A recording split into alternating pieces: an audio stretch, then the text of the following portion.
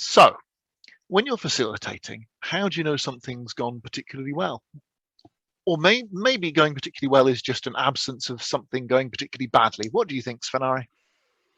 That is a interesting question. So is success lack of failure? I'm not quite sure about that, but I do know I have a feeling of something going wrong. Yesterday, I had to watch a group I have been supporting in a series of workshops where they were to take over the workshop and plan the next one for themselves. That was yesterday.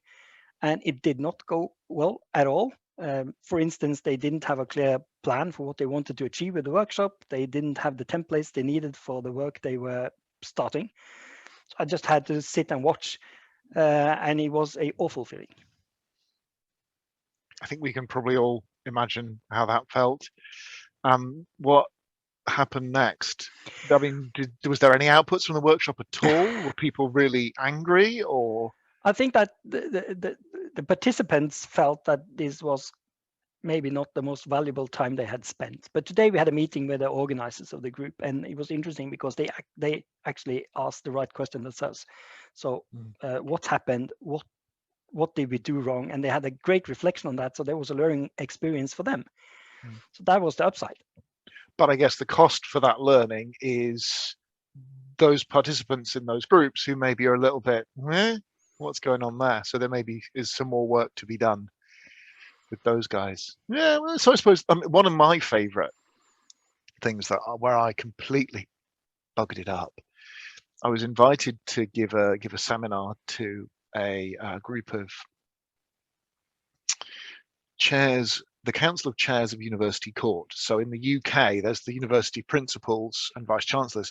These are the people who chair the bodies who look after principals and vice chancellors. And I turned up to this learned society in London. It was all wood paneling and it was beautiful. And I thought, I'll just do a seminar. They're intelligent people. It'll be fine. I don't need to worry too much about it. I'll ask an open question. It'll be a small group and it'll be fine.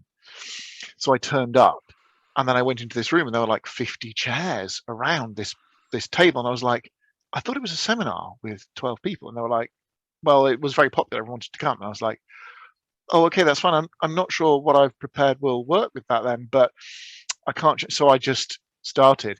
And the first question was, so what authority have you got to come and speak to us about this? And I was like, I don't, and I bombed. I just crashed and burned completely.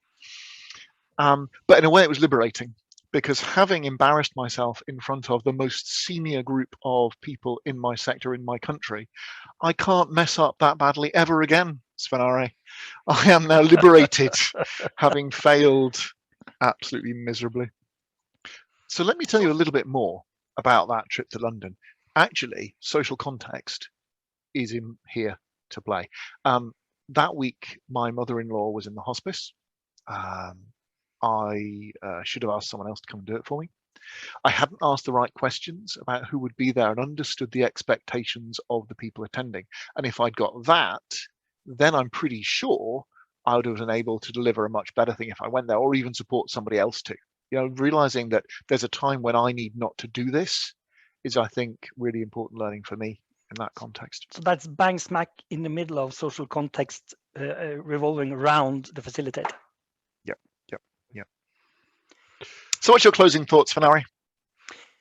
I think that it's worth discussing what does success look like, and I'm quite sure success is not failing.